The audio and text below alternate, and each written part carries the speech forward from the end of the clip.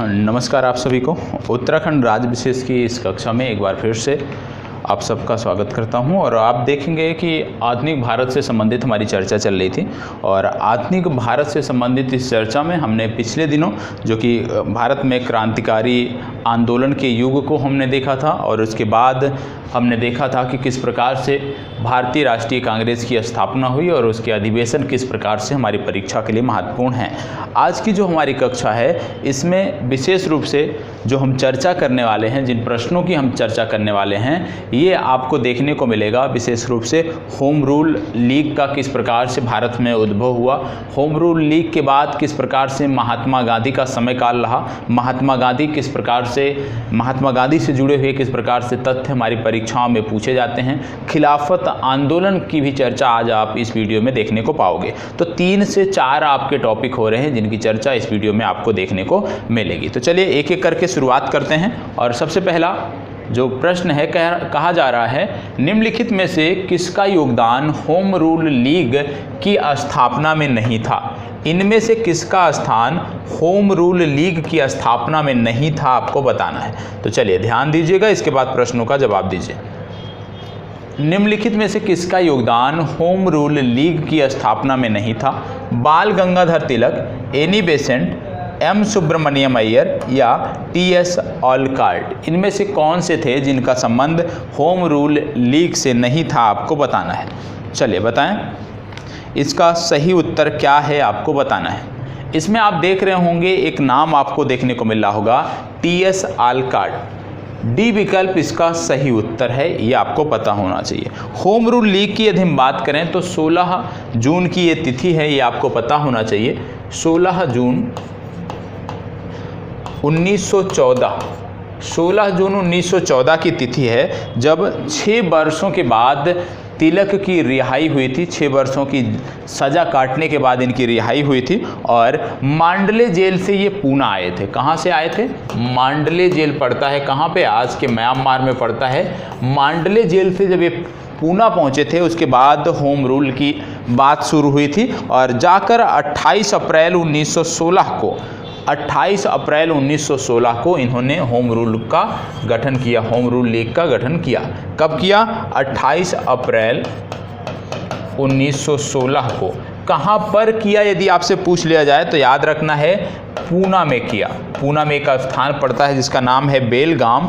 तो बेलगाम पूना में तिलक द्वारा 28 अप्रैल 1916 को होम रूल लीग की स्थापना की गई। इतनी जानकारी आपको पता होना चाहिए। चलिए आगे बढ़ते हैं। अगला कहा जा रहा है निम्नलिखित में से कौन होम रूल आंदोलनों से जुड़ा हुआ नहीं था। इनमें से कौन सा नाम है जो होम रूल आंदोलनों से जुड़ा हुआ नहीं है, आपको बताना है। 4 नाम है, C.R. Das, S Subramaniam Iyer, Annie Besant या बाल गंगाधर तिलक या B.G. तिलक। बात एक ही है। चलें बताएं, इनमें से कौन है जो होम रूल आंदोलन से नहीं जुड़ा हुआ था, आपको बताना है। चलें, इसका सही उत्तर क्या है आपको बताना है। तो आपको बता दें, इसका सही उत्तर है C.R. दास। C.R. दास ए विकल्प आपका सही उत्तर है। आपको बता दें तिलक और एनी बेसेंट 2 प्रमुख नेता थे जिन्होंने होम रूल लीग का गठन किया था, तिलक और एनी बेसेंट। अब इनके कार्य क्षेत्र अलग अलग थे। जैसे तिलक के कार्य क्षेत्र की यदि हम बात करें तो कर्नाटक के साथ साथ महाराष्ट्र का पूरा क्षेत्र, बॉम्बे को छोड़ के, और यहाँ पे आप देखोगे मध्य प्रांत और बरार, ये तो थे क्षेत्र जो कि थे तिलक के। बाकी का जो क्षेत्र बचता है पूरे भारत में, उस क्षेत्र विशेष में एनी बेसेंट की जो होम रूल लीग थी वो कार्यरत थी, वो कार्य कर रही थी। ये आपको पता होना चाहिए। यदि कभी आपसे पूछ लिया जाए कि भारत के किस प्रांत में लीग की सर्वाधिक शाखाएं हुआ करती थी, तो याद रखना है आपको मद्रास है। मद्रास में लीग की सर्वाधिक शाखाएं हुआ करती थी, ये आपको पता होना चाहिए। आप जानते हो कि बाद के वर्षों में, प्रारंभ में भले ही शुरुआत किया था तिलक और एनी बेसेंट ने, लेकिन बाद बाद के वर्षों में जैसे एस सुब्रमण्यम अय्यर हो गए, इसके साथ साथ मदन मोहन मालवीय हो गए, सुरेंद्र नाथ बनर्जी हो गए, और यहाँ तक कि मोहम्मद अली जिन्ना भी एनी बेसेंट और तिलक की इस होम रूल लीग से जुड़े हुए थे। तो इसका सही जवाब है ए विकल्प CR दास। इसको बताएं, एनी बेसेंट मुख्यतः संबद्ध रही किससे? एनी बेसेंट का संबंध किससे है आपको बताना है। गृह शासन आंदोलन, सविनय अवज्ञा आंदोलन, खिलाफत आंदोलन या असहयोग। अब देखो यहाँ पे शब्दों का खेल किया गया है। यदि आपसे अभी पूछ लिया जाता और यहाँ पे जवाब दिया होता होम रूल लीग, तो आप आसानी से टिक कर सकते थे, आप आसानी से जवाब दे सकते थे। यहाँ पे क्या कर दिया गया, यहाँ पे होम रूल के स्थान पे लिख दिया गया है गृह शासन आंदोलन। तो सबसे पहली बात, हमें शब्दों में भ्रमित नहीं होना है, इसका सही जवाब है गृह शासन आंदोलन। बी विकल्प इसका सही उत्तर है, ये आपको पता होना चाहिए। लीग के बारे में यदि हम बात करें तो सर्वप्रथम आयरलैंड में जो लीग की स्थापना थी, जैसे भारत में तो आपने देख लिया कि तिलक और एनी बेसेंट द्वारा लीग का कार्यभार संभाला जा रहा था। इन्हीं दोनों के नेतृत्व में लीग बेहतर कार्य कर रही थी, लीग भारतीय जनमानस से जुड़ी हुई थी। इसी तरह से आयरलैंड में भी लीग का गठन किया गया था, और आयरलैंड में जिनके द्वारा लीग का गठन किया गया था उनका नाम था, आयरिश नेता थे, ये आयरिश नेता थे, वहाँ के स्थानीय नेता थे, इनका नाम था रेडमांड।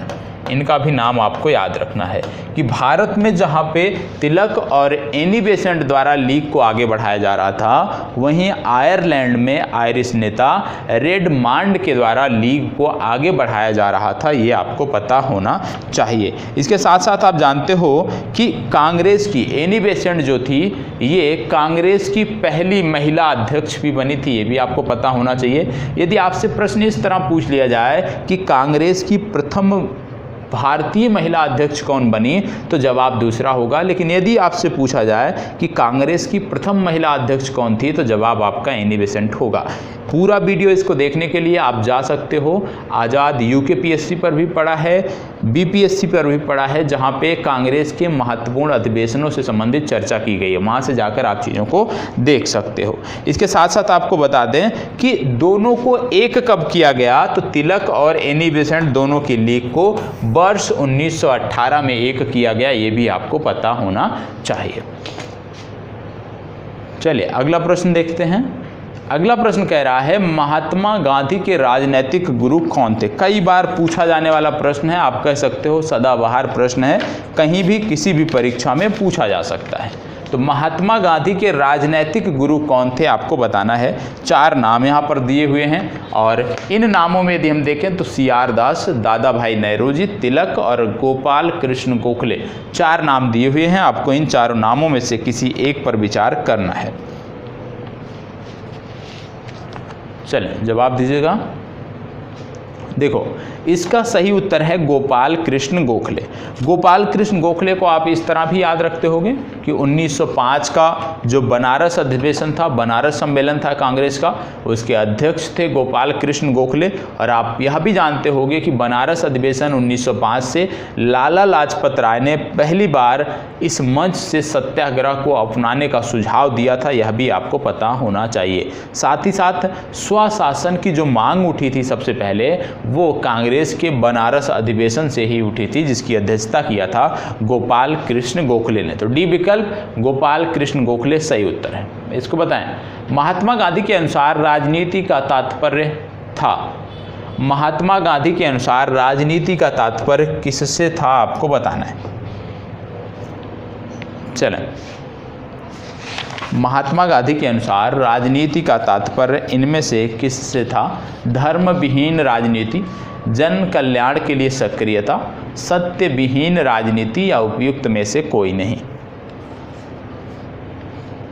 यहाँ पे आप देखो तो इसका सही उत्तर है जन कल्याण के लिए सक्रियता। बी विकल्प सही उत्तर है। और आपको बता दें, गांधी जी का जो भारत में समय काल रहा है भारतीय आंदोलनों में सक्रिय होने का, वो 1919 से 1942 तक का रहा है।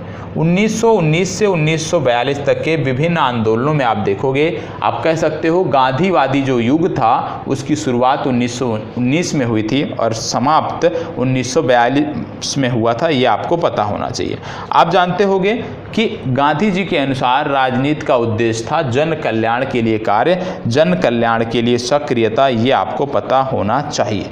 सत्याग्रह, आप जानते हो गांधी जी ने अपने प्रमुख आंदोलनों में सत्याग्रह को अपनाया। अब बात आती है कि सत्याग्रह की प्रेरणा कहाँ से मिली, तो सत्याग्रह की जो प्रेरणा थी वो मिली थी हेनरी डेविड थारो, नाम नोट कर लीजिएगा, हेनरी डेविड थारो। हेनरी डेविड थारो ये लेखक थे और इनकी एक पुस्तिका थी जिसका नाम था सिविल डिसओबीडिएंट। क्या नाम था?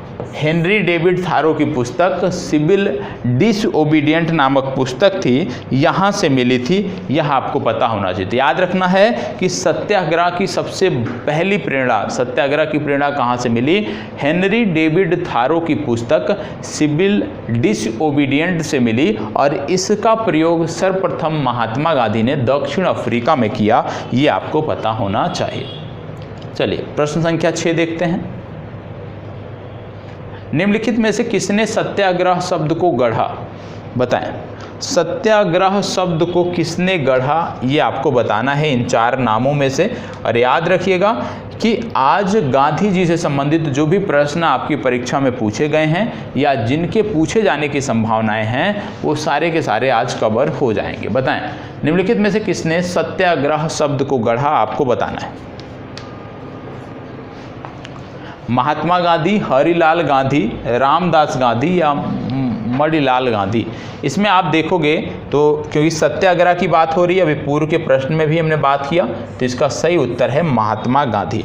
आपको बता दें सत्याग्रह का जो पहला प्रयोग था महात्मा गांधी ने, वो दक्षिण अफ्रीका में किया था, ये आपको पता होना चाहिए। और दक्षिण अफ्रीका के बाद यदि हम देखें तो गांधी जी ने भारत में जो इसका प्रयोग किया था वो किया था चंपारण में। ठीक है, भारत में सबसे पहले सत्याग्रह का जो प्रयोग था, यदि उसकी बात किया जाए तो वो प्रयोग किया गया था बिहार के चंपारण में, जहाँ पे नील की खेती करने वाले किसानों के आप कह सकते हो समर्थन में गांधी जी ने आंदोलन छेड़ा था। तो चंपारण सत्याग्रह आपको याद रखना है, यहाँ पर गांधी जी ने पहली बार भारत में सत्याग्रह किया था, ये आपको पता होना चाहिए। इसके साथ साथ आपको याद रखना है कि 15 मार्च 1918 और 15 मार्च 1918 को अहमदाबाद मिल मजदूरों की मांग के समर्थन में गांधी जी ने भूख हड़ताल के एक साधन के रूप में भी सत्याग्रह को अपनाया था। मतलब सत्याग्रह के अंतर्गत ही भूख हड़ताल को अपनाया था, यह भी आपको पता होना चाहिए। तो पहली बार भूख हड़ताल महात्मा गांधी द्वारा कहाँ पर की गई थी? वो की गई थी अहमदाबाद मिल मजदूरों के समर्थन में, यह आपको पता होना चाहिए। इसके साथ साथ आप जानते हो कि महात्मा गांधी के 2 प्रमुख जो आंदोलन हैं उसमें से एक है आपका असहयोग, जो आपको पता होना चाहिए। असहयोग के साथ साथ सविनय अवज्ञा आंदोलन, सविनय अवज्ञा आंदोलन, ये दोनों आंदोलन आपको पता होने चाहिए। आगे इसकी बात होगी, इसलिए इसके बारे में डिटेल में अभी हम नहीं जा रहे हैं। गांधी जी ने सेवा धर्म कहाँ अपनाया था? बताएं। गांधी जी ने सेवा धर्म कहाँ अपनाया था? मुंबई, शांति निकेतन, दक्षिण अफ्रीका या पुणे? सेवा धर्म की बात हो रही है कि सेवा धर्म कहाँ अपनाया था इनमें से। चलें, 4 नाम दिए हुए हैं, मुंबई, शांति निकेतन, दक्षिण अफ्रीका या पुणे। तो आपको बता दें इसका सही जवाब है दक्षिण अफ्रीका। दक्षिण अफ्रीका में आप जानते हो कि महात्मा गांधी ने कुछ आश्रम की स्थापना, सबसे पहली बात नटाल कांग्रेस की स्थापना किया था इन्होंने, नटाल कांग्रेस की स्थापना की थी महात्मा गांधी ने 1894 में, ये आपको पता होना चाहिए। इसके साथ साथ पता होना चाहिए कि अब्दुल्ला, ये नाम आपको याद रखना है, अब्दुल्ला का ही मुकदमा लड़ने के लिए महात्मा गांधी जो है वो दक्षिण अफ्रीका गए हुए थे। इसके साथ साथ आपको बता दें अफ्रीका में स्थान पड़ता है डरबन, दक्षिण अफ्रीका में स्थान पड़ता है डरबन, और डरबन में महात्मा गांधी ने फिनिक्स आश्रम की स्थापना की थी। किसकी स्थापना की थी? फिनिक्स आश्रम। तो यदि आपसे पूछ लिया जाए कभी कि फिनिक्स आश्रम की स्थापना कहाँ पर हुई है, तो महात्मा गांधी के द्वारा डरबन में की गई है, यह भी आपको पता होना चाहिए। और साथ ही साथ यह भी पता होना चाहिए कि 1906 में पहली बार सत्याग्रह का प्रयोग महात्मा गांधी ने दक्षिण अफ्रीका में किया था। तो महात्मा गांधी ने सबसे पहले सत्याग्रह का प्रयोग 1906 में दक्षिण अफ्रीका में, उसके बाद भारत में यदि हम बात करें तो भारत के बिहार में किया था, चंपारण में, ये आपको पता होना चाहिए। इसको बताएं, गांधी जी ने राजनीति का जो प्रतिमान प्रस्तुत किया है, निम्न में से कौन सी विशेषता उनमें नहीं है? गांधी जी ने जो राजनीति बताया है कि राजनीति क्या होनी चाहिए, उस विशेषता में इनमें से कौन समाहित नहीं है, आपको बताना है। चलें बताएं, इनमें से कौन समाहित नहीं है, आपको बताना है। नैतिकता, धर्म, मानवता या सत्ता। गांधी जी की जो राजनीति थी, क्योंकि जन कल्याण के लिए राजनीति थी, तो जन कल्याण के लिए राजनीति थी, इसलिए सत्ता की बात इन्होंने कभी नहीं किया है। मतलब नैतिकता, धर्म और मानवता की बात की है। ए, बी और सी ये इसके सही उत्तर हैं, ये आपको पता होना चाहिए। आपको बता दें, चंपारण हो गया, जो इनके प्रमुख सत्याग्रह रहे हैं या आंदोलन रहे हैं, चंपारण के बाद ये अहमदाबाद से जुड़े महात्मा गांधी, अहमदाबाद मिल मजदूर वाले कांड, इसके बाद खेड़ा से जुड़े, ये खेड़ा के बाद ये जुड़े रॉलेट एक्ट के खिलाफ इन्होंने कार्य किया। रॉलेट एक्ट के खिलाफ इन्होंने खिलाफत आंदोलन में भी योगदान दिया और खिलाफत के बाद असहयोग। तो महात्मा गांधी का जो जुड़ाव रहा है प्रमुख आंदोलनों से, उनके यदि हम क्रम की बात करें तो सबसे पहले चंपारण सत्याग्रह, चंपारण के बाद अहमदाबाद मिल मजदूरों का हड़ताल, खेड़ा के बाद रॉलेट एक्ट, खिलाफत और असहयोग, ये प्रमुख आंदोलन हैं। असहयोग के बाद फिर सविनय अवज्ञा आ जाएगा, जिनका नेतृत्व महात्मा गांधी ने किया, जिनसे जुड़े हुए थे। तो इनका क्रम भी आपको पता होना चाहिए। कई बार परीक्षा में वर्ष पूछा जाता है, तो क्रम आपको पता होना चाहिए। इसको बताएं, महात्मा गांधी से संबद्ध निम्नलिखित आश्रमों में से कौन सबसे पुराना है? इनमें से सबसे पुराना आश्रम कौन सा है, आपको बताना है। साबरमती, फिनिक्स, वर्धा या सदाकत, इनमें से कौन सबसे पुराना आश्रम है, आपको बताना है। अभी मैंने आपको बताया कि सबसे पहले इन्होंने दक्षिण अफ्रीका में फिनिक्स आश्रम की स्थापना की थी, क्योंकि फिनिक्स ही बाहर है भारत के, बाकी साबरमती, वर्धा, सदाकत ये सभी भारत से संदर्भित हैं। तो सबसे पहले जो आश्रम की स्थापना हुई थी, ये हुई थी फिनिक्स में, और फिनिक्स पड़ता है दक्षिण अफ्रीका के डरबन में। यहाँ पे 1904 में, वर्ष 1904 में स्थापना हुई थी, ये मैंने आपको बताया। साबरमती की यदि हम बात करें, जो महत्वपूर्ण है, साबरमती की स्थापना वर्ष 1917 में की गई थी। इसको देखिएगा, महात्मा गांधी ने अहमदाबाद के निकट साबरमती के किनारे एक आश्रम बनाया। इसे क्या कहा जाता था? मतलब साबरमती जो आश्रम था साबरमती के निकट, उसको क्या कहा जाता था, ये आपको बताना है। स्वाध्याय आश्रम, हरिजन आश्रम, सत्याग्रह आश्रम या स्वराज आश्रम, इनमें से क्या कहा जाता है, आपको बताना है। देखो, बात हो रही है अहमदाबाद के निकट साबरमती के आश्रम की। तो साबरमती का जो आश्रम था उसको बोला जाता था सत्याग्रह आश्रम। सत्याग्रह आश्रम ये आपको पता होना चाहिए। आपको यह भी पता होना चाहिए कि प्रारंभ में एक व्यक्ति थे जिनका नाम था जीवनलाल बैरिस्टर। जीवनलाल बैरिस्टर, सबसे पहले जीवनलाल बैरिस्टर के मकान को किराए पर लेकर गांधी जी ने यहाँ पर आश्रम की स्थापना किया था, और इस आश्रम का नाम था सत्याग्रह आश्रम। बाद में इसी सत्याग्रह आश्रम को जो है, जब साबरमती का आश्रम निर्मित हुआ तो साबरमती में ट्रांसफ़र कर दिया गया। साबरमती में इसको आप कह सकते हैं स्थानांतरित कर दिया गया। तो ये आपको याद रखना है कि सबसे पहले जो साबरमती आश्रम था वो वहाँ पे नहीं हुआ करता था, उसका कार्यभार जो है वो जीवनलाल बैरिस्टर के मकान में चलता था, जिसका नाम था सत्याग्रह आश्रम। और बाद में जब साबरमती आश्रम का निर्माण हुआ तो इसी सत्याग्रह आश्रम को वहां पर स्थानांतरित कर दिया गया। भारत के स्वतंत्रता आंदोलन के दौरान महात्मा गांधी द्वारा स्थापित साबरमती आश्रम किस नगर के बाहर स्थित है? किस नगर के बाहर स्थित है आपको बताना है। मतलब साबरमती जो आश्रम है वो कहाँ पर स्थित है आपको बताना है।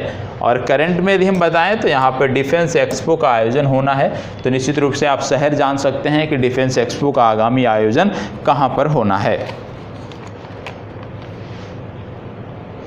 ये बात हो रही है अहमदाबाद की। अहमदाबाद शहर के बाहर ही आपका सत्याग्रह आश्रम या साबरमती आश्रम स्थित है। डिफेंस एक्सपो का आयोजन यहीं पर होना है, ये आपको पता होना चाहिए। इसके साथ साथ आपको पता होना चाहिए कि 23 सितंबर की तिथि याद रखनी है आपको।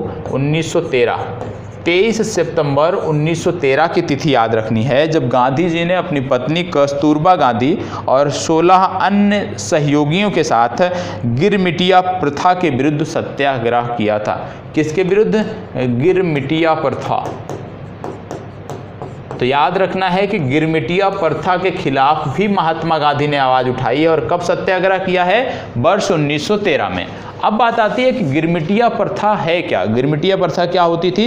तो देश के बाहर मजदूरी के लिए जो व्यक्तियों को ले जाया जाता था, एक निश्चित अवधि के लिए जिन व्यक्तियों को ले जाया जाता था काम करने के लिए, जिन मजदूरों को ले जाया जाता था, और इस प्रथा को बोलते थे गिरमिटिया। मतलब मजदूरों का दूसरे देशों में, विदेशों में एक निश्चित अवधि के लिए ले जाया जाना, जो ये प्रथा थी, इसको बोलते थे गिरमिटिया प्रथा, क्योंकि वहाँ पर उनका शोषण होता था और उसी के चलते महात्मा गांधी ने उसके लिए आवाज़ उठाई थी। तो ये आपको पता होना चाहिए। ठीक है, आगे बढ़ते हैं। गांधी जी के अनुसार हिंसा का क्रूरतम रूप क्या है? गांधी जी के अनुसार हिंसा का सबसे क्रूरतम रूप क्या है? गरीबी का अस्थायित्व, गोवध, मानव हत्या या महिलाओं और बच्चों का उत्पीड़न? बताएं। आप जानते होंगे कि गांधी जो थे ये पोरबंदर हो गया, राजकोट हो गया, बीकानेर हो गया, इन तीनों के दीवान के पद पर भी सुशोभित थे। ये भी आपको पता होना चाहिए। यहाँ पे है हिंसा का सबसे क्रूरतम रूप। गांधी जी के अनुसार गरीबी का जो अस्थायित्व है, गरीबी का जो अस्थायित्व है, ये हिंसा का सबसे क्रूरतम रूप है। मतलब अगर किसी भी क्षेत्र विशेष में, किसी परिवार विशेष में गरीबी अस्थायी रूप से है, तो निश्चित रूप से उस परिवार में, उस क्षेत्र विशेष में प्रतिदिन हिंसा हो रही है, प्रतिदिन प्रतिपल हिंसा हो रही है, आप ऐसा कह सकते हो। ऐसा बोला था महात्मा गांधी ने। तो गरीबी का जो अस्थायित्व है, ये हिंसा का क्रूरतम रूप है। ये किसने कहा? महात्मा गांधी ने। इसको बताएं। गांधी जी ने परिवार नियोजन हेतु क्या तरीका बताया? इनमें से कौन सा सही है? गांधी जी के अनुसार परिवार नियोजन हेतु क्या तरीका बेहतर था? इन चारों में से क्या सही है आपको बताना है। चलें, चारों विकल्पों में से अपने विकल्प का चुनाव करें। और गांधी जी की जब बात आती है तो दो प्रमुख आंदोलन मैंने आपको बताए। एक तो असहयोग आंदोलन जो वर्ष 1920 से 1921 के बीच संचालित किया गया था। इसके बाद सविनय अवज्ञा आंदोलन जो 1930 से 1934 के बीच चलाया गया था, ये महत्वपूर्ण थे। और सविनय अवज्ञा आंदोलन में आप जानते हो नमक कानून के विरोध में किया गया था और नमक तोड़कर यहाँ पे डांडी मार्च भी निकाला गया था नमक तोड़ने के लिए, तो इसलिए भी ये महत्वपूर्ण है। गांधी जी के अनुसार परिवार नियोजन का जो बेहतर तरीका है वो है आत्मनियंत्रण। ए विकल्प सही उत्तर है। इसको बताएं। गांधी जी की दृष्टि से अहिंसा का अर्थ क्या है? अहिंसा का क्या अर्थ है आपको बताना है। अहिंसा का अर्थ क्या है? सत्य की प्राप्ति का रास्ता, राजनैतिक स्वतंत्रता प्राप्ति का रास्ता, ईश्वर स्मरण का एकमात्र रास्ता या आत्म विलीनीकरण? बताएं। गांधी जी की दृष्टि से अहिंसा का क्या अर्थ है आपको बताना है।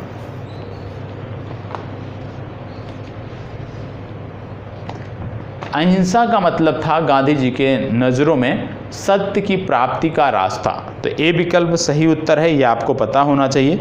और आपको याद रखना है, एक फैक्ट याद रखना है कि वर्ष 1940 से 1941 ईस्वी में व्यक्तिगत सत्याग्रह के अंतर्गत प्रत्येक व्यक्ति को सत्याग्रह के लिए गांधी जी ने आहूत किया था, व्यक्तिगत सत्याग्रह के लिए। और इस व्यक्तिगत सत्याग्रह से जुड़ने वाले जो प्रथम व्यक्ति थे उनका नाम था, या प्रथम सत्याग्रही जो थे उनका नाम था विनोबा भावे। इनका नाम भी आपको याद रखना है। क्या याद रखना है?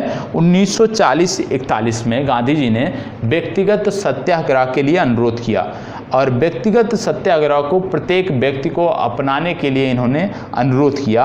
और प्रथम सत्याग्रही जो थे उस समय काल में उनका नाम था विनोबा भावे। ये नाम आपको पता होना चाहिए, ठीक है। इसको बताएं, निम्न में से गांधी के राम राज्य के युगल सिद्धांत कौन थे? राम राज्य जो गांधी जी बोलते थे उसका युगल सिद्धांत क्या था? क्या दो चीज़ें थी जो गांधी जी के राम राज्य में समाहित थी? राम राज्य के अंतर्गत आप कह सकते हो जो मूल बिंदु था वो क्या था? छुआछूत की समाप्ति तथा नशाबंदी, सत्य तथा अहिंसा, खादी तथा चरखा, या सही लक्ष्य तथा सही उपाय। राम राज्य, गांधी जी के राम राज्य के प्रमुख बिंदु क्या थे?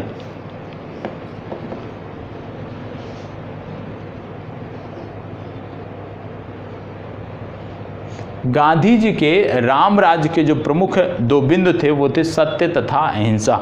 राम राज्य के युगल सिद्धांत थे सत्य और अहिंसा। आगे बढ़ते हैं। गांधी की सत्याग्रह राजनीति में निम्नलिखित में से किसे सबसे अंतिम स्थान प्राप्त है? इनमें से सबसे अंतिम स्थान किसे प्राप्त है आपको बताना है। तो बताइएगा, गांधी जी की सत्याग्रह रणनीति में निम्नलिखित में से किसे सबसे अंतिम स्थान प्राप्त है? बहिष्कार, धरना, उपवास या हड़ताल? चलिए जवाब दीजिए।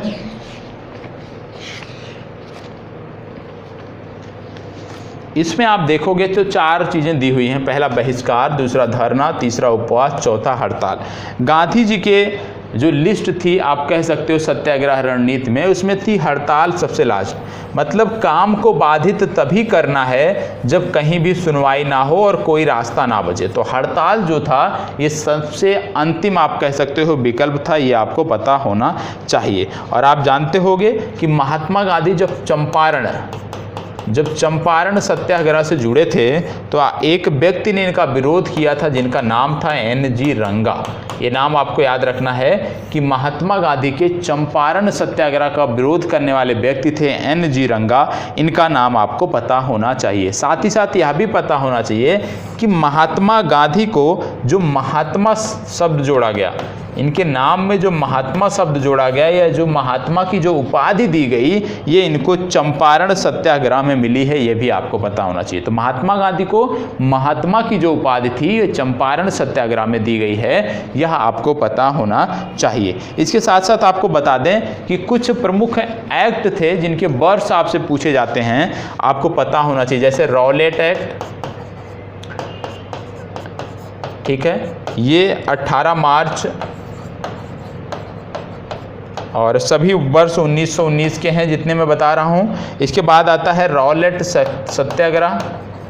रॉलेट सत्याग्रह पहले आया रॉलेट एक्ट, बाद में उसके खिलाफत करने के लिए सत्याग्रह किया गया और रॉलेट सत्याग्रह, और ये प्रारंभ हुआ 6 अप्रैल वर्ष 1919। इसके बाद आता है जलियांवाला बाग हत्याकांड, क्योंकि आप जानते हो जलियांवाला बाग हत्याकांड जो था ये कहीं ना कहीं रॉलेट एक्ट से जुड़ा हुआ था और ये घटना हुई थी 13 अप्रैल को।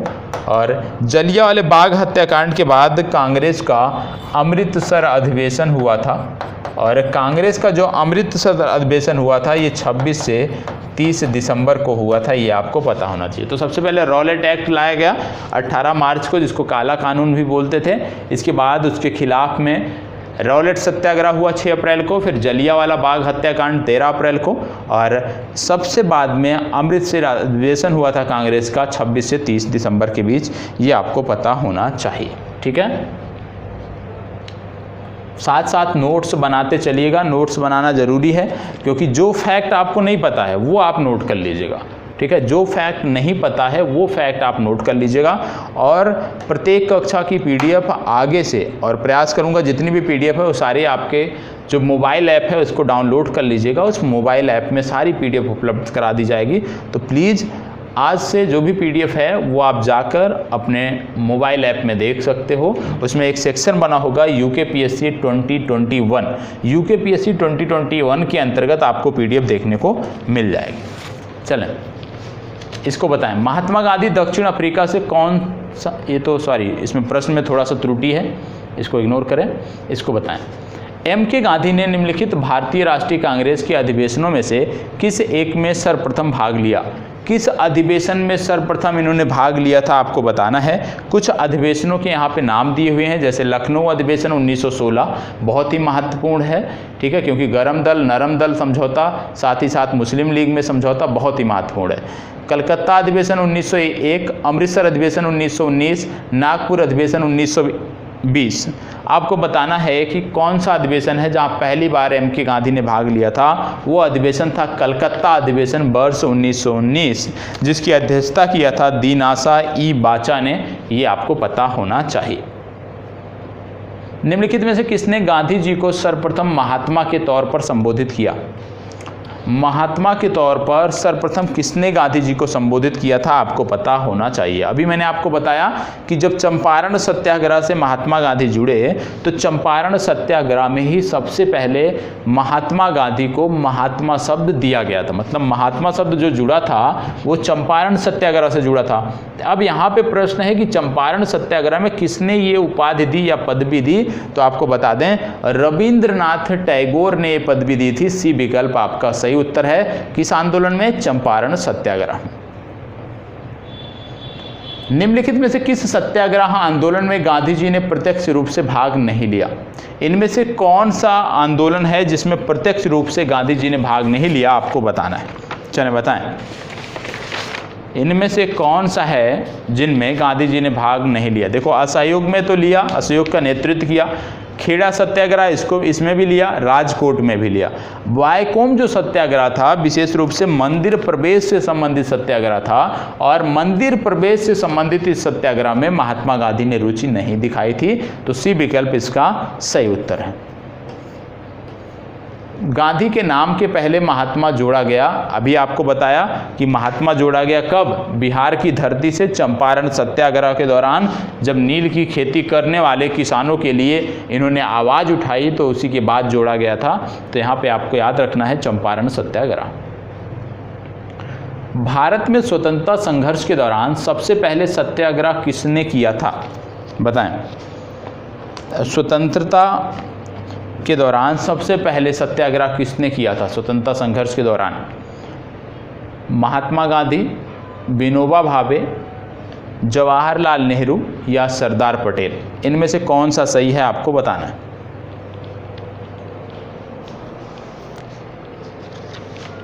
चलिए जवाब दीजिए। इसका सही उत्तर है महात्मा गांधी। ठीक है, चले। महात्मा गांधी को सर्वप्रथम राष्ट्रपिता किसने कहा? अभी तो महात्मा आपने देख लिया कि रविंद्रनाथ टैगोर जी ने महात्मा की उपाधि दी थी। अब राष्ट्रपिता किसने कहा ये आपको बताना है। तो सर्वप्रथम महात्मा गांधी को राष्ट्रपिता किसने कहा था आपको बताना है। आपके जवाब हैं जवाहरलाल नेहरू, वल्लभ भाई पटेल, सी राजगोपालाचारी या सुभाष चंद्र बोस? बताएं। आपको बता दें 6 जुलाई 1944 को सुभाष चंद्र बोस ने आज़ाद हिंद रेडियो के माध्यम से संबोधन में महात्मा गांधी को राष्ट्रपिता कहा था और उस दौरान उन्होंने कहा था कि हम आंदोलन के लिए तैयार हैं, हमें राष्ट्रपिता का आशीर्वाद चाहिए। तो राष्ट्रपिता किसने कहा? राष्ट्रपिता कहा सुभाष चंद्र बोस ने। महात्मा किसने कहा? रविंद्रनाथ टैगोर ने। इसको बताएं, निम्नलिखित सत्याग्रहों में से किसका नेतृत्व महात्मा गांधी ने नहीं किया? इनमें से कौन सा सत्याग्रह है जिसका नेतृत्व महात्मा गांधी ने नहीं किया आपको बताना है। भारत छोड़ो आंदोलन, सविनय अवज्ञा आंदोलन, खेड़ा सत्याग्रह या बारदोली? इनमें से कौन सा है जिससे महात्मा गांधी आप कह सकते हो नहीं जुड़े हुए हैं आपको बताना है।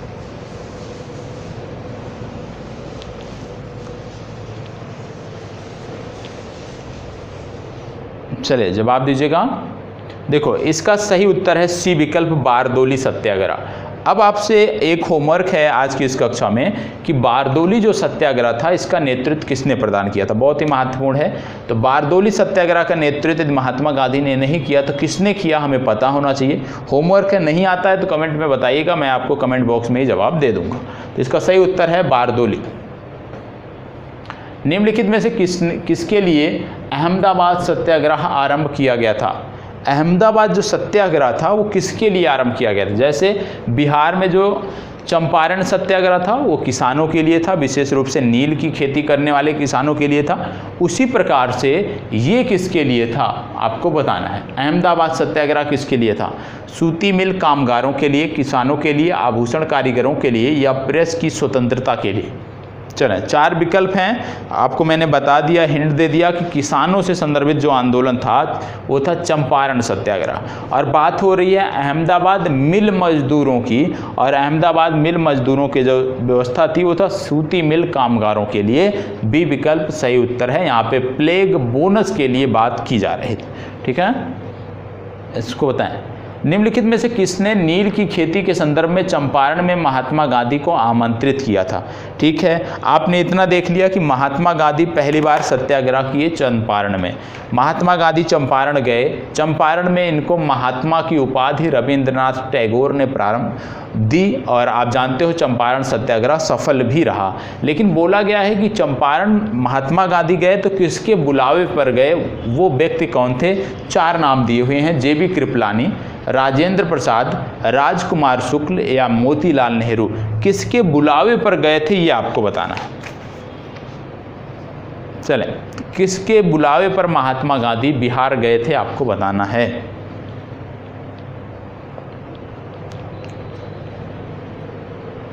देखो, इसमें एक नाम आपको देखने को मिल रहा है राजकुमार शुक्ल। सी विकल्प आपका सही उत्तर है। राजकुमार शुक्ल के बुलावे पर ये वहाँ पर गए हुए थे, और यहीं पर आपको जानते हो चंपारण सत्याग्रह के दौरान, क्योंकि पहली बार सत्याग्रह यहाँ पे अपनाया गया महात्मा गांधी द्वारा, और इसी सत्याग्रह के दौरान रविंद्रनाथ टैगोर ने महात्मा की उपाधि, और वर्ष 1944 में सुभाष चंद्र बोस ने राष्ट्रपिता की उपाधि इनको प्रदान की। महात्मा गांधी के चंपारण सत्याग्रह का किसने विरोध किया था। इन 4 में से विरोध किसने किया था आपको बताना है। चलें, अभी कुछ देर पहले मैंने आपको बताया था, किसी प्रश्न के डिस्क्रिप्शन में मैंने आपको बताया था, तो यहाँ पे आपको बताना है कि किसने विरोध किया था।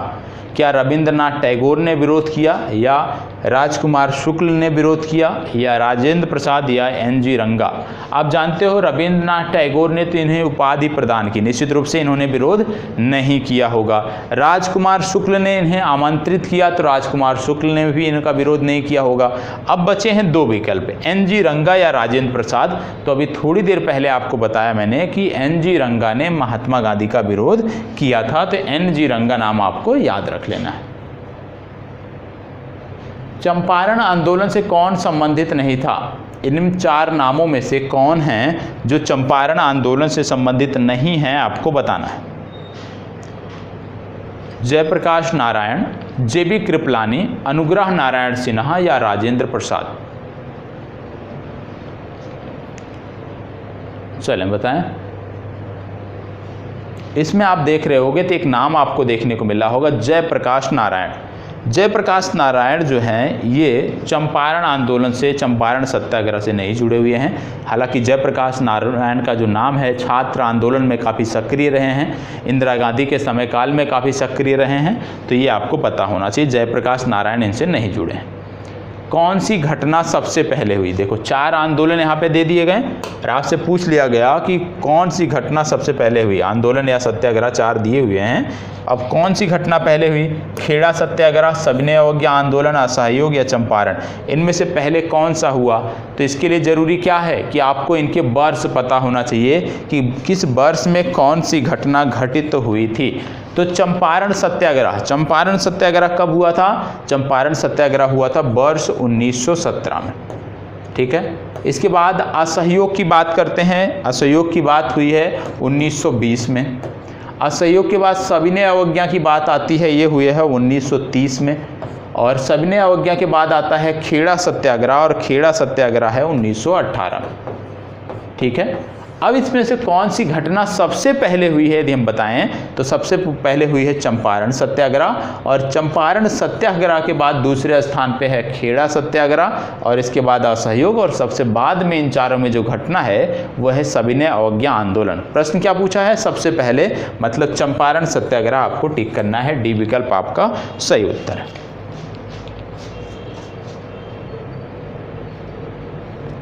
इसको बताएं, निम्न में से किस आंदोलन में महात्मा गांधी ने पहली बार भूख हड़ताल का प्रयोग हथियार के रूप में किया? पहली बार भूख हड़ताल का प्रयोग हथियार के रूप में कहाँ किया?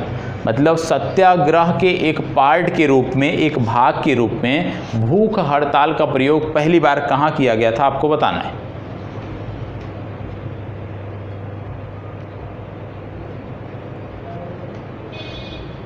कहाँ किया गया था आपको बताना है।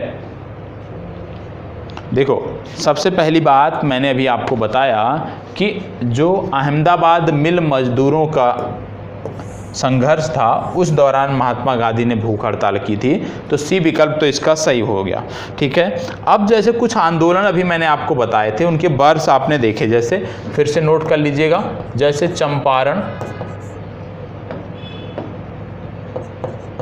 चंपारण के बाद आप लोग नोट कर लीजिएगा अहमदाबाद मिल मजदूर, इसके बाद खेड़ा सत्याग्रह के बाद आपको नोट कर लेना है खिलाफत के बाद आपको असहयोग के बाद सविनय अवज्ञा और डांडी मार्च, और इसके बाद व्यक्तिगत सत्याग्रह, इसकी अभी बात किया, विनोबा भावे पहले सत्याग्रही थे, व्यक्तिगत सत्याग्रह और भारत छोड़ो आंदोलन। ये आपको पता होना चाहिए कि सबसे पहले चंपारण सत्याग्रह में महात्मा गांधी इन्वॉल्व थे, जो कि वर्ष 1917 में हुआ।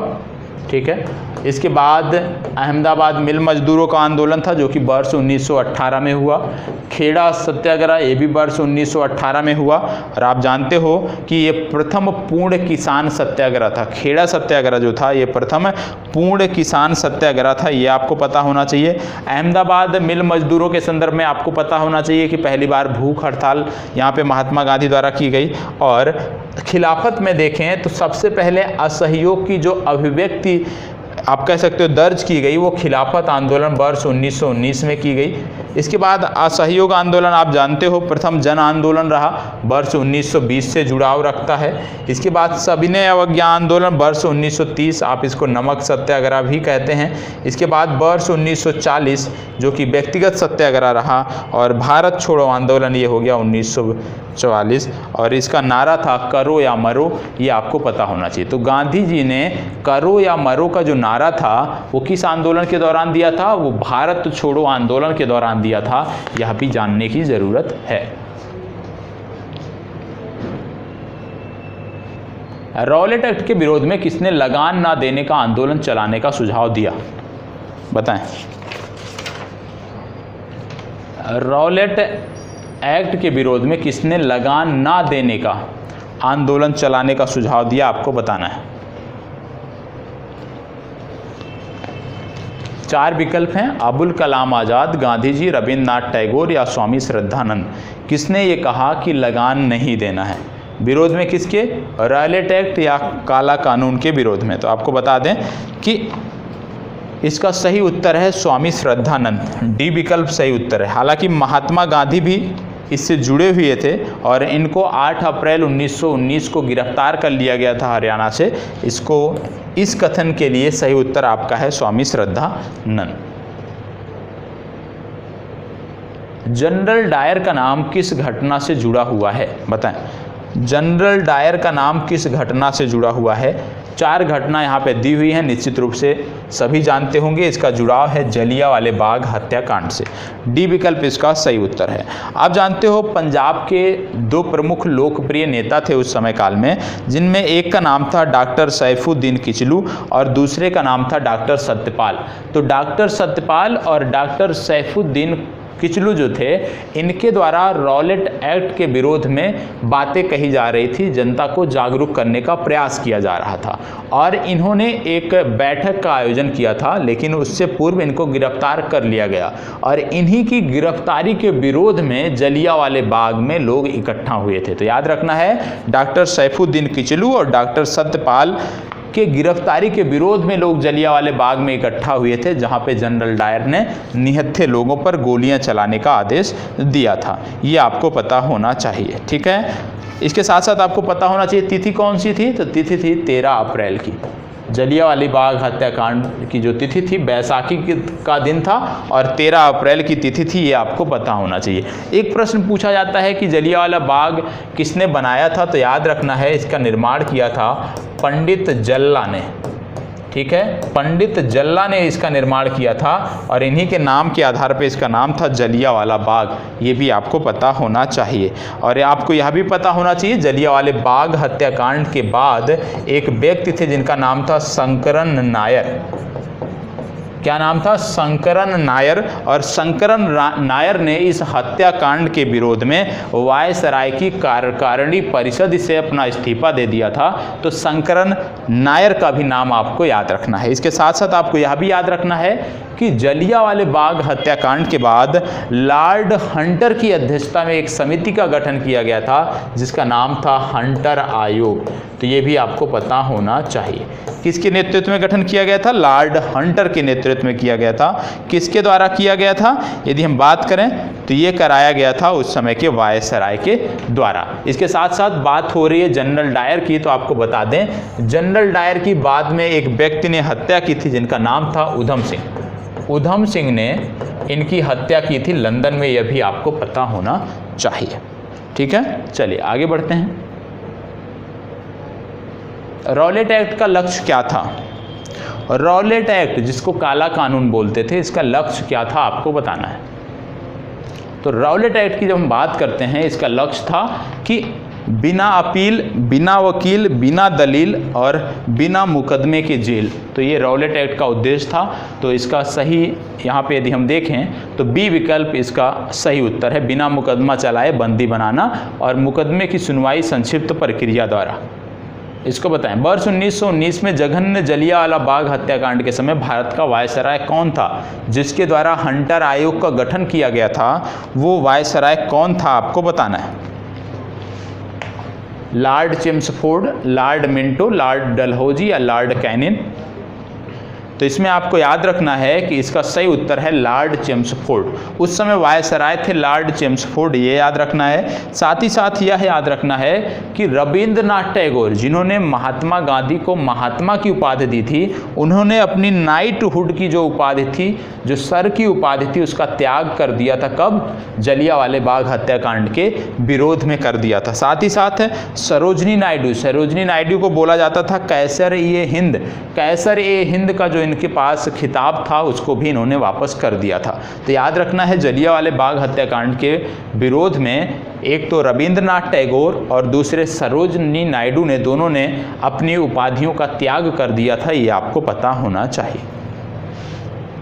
इसको बताएं, कौन सी महत्वपूर्ण घटना जलियांवाले बाग नरसंहार के तुरंत पूर्व घटी थी? मतलब जलियांवाला बाग नरसंहार के पूर्व इनमें से कौन सी घटना घटी थी आपको बताना है। असहयोग, रॉलेट, सांप्रदायिक अवार्ड या साइमन कमीशन का आना? चलिए बताएं, इनमें से कौन सा सही है आपको बताना है। इसका सही उत्तर आपका है रॉलेट एक्ट, बी विकल्प आपका सही उत्तर है।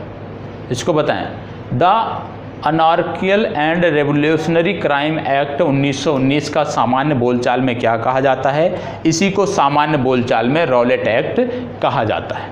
आगे बढ़ते हैं, इसको बताएं, निम्नलिखित घटनाओं में से किस एक को मॉन्टेगू ने निवारक हत्या के नाम से विशेषीकृत किया है?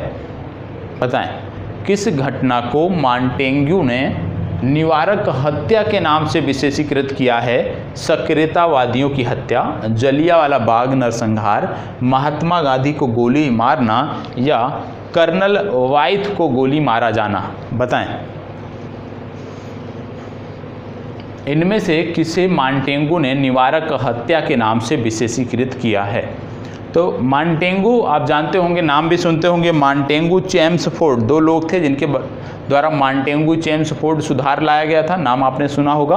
तो मांटेगू ने इनमें जलियांवाले बाग नरसंहार को जो है निवारक हत्या के नाम से विशेषीकृत किया। इसको बताएं, निम्न में से किसके द्वारा जलियांवाला कांड के विरोध में सर की उपाधि त्यागी गई थी? अभी मैंने आपको बताया कि सर की या नाइटहुड की जो उपाधि थी वो रविंद्रनाथ टैगोर ने त्याग दिया था। तो इसमें देखें तो सी विकल्प आपका सही उत्तर है, रविंद्रनाथ टैगोर सी विकल्प में आपके दिए हुए हैं।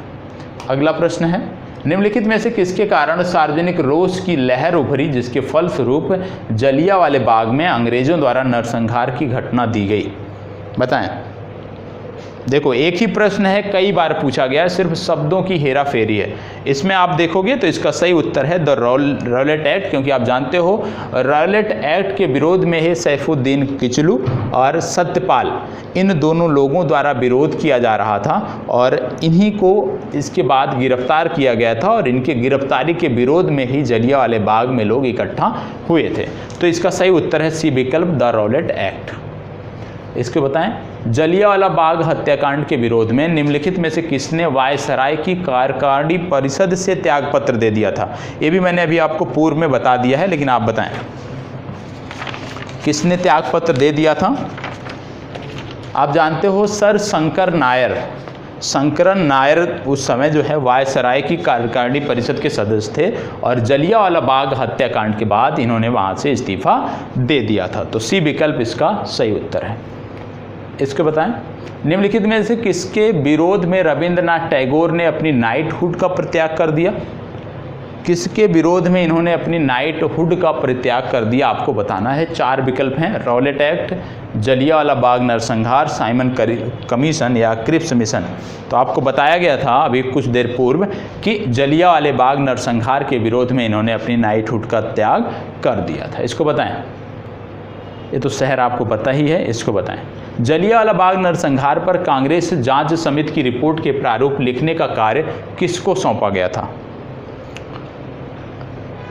प्रारूप का कार्य किसको सौंपा गया था आपको बताना है। जवाहरलाल नेहरू, महात्मा गांधी, CR दास या फजलुल हक?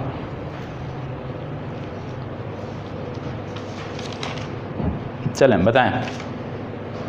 ये कार्य सौंपा गया था महात्मा गांधी को, बी विकल्प आपका सही उत्तर है। इसको बताओ, हंटर आयोग की नियुक्ति किसके द्वारा की गई थी?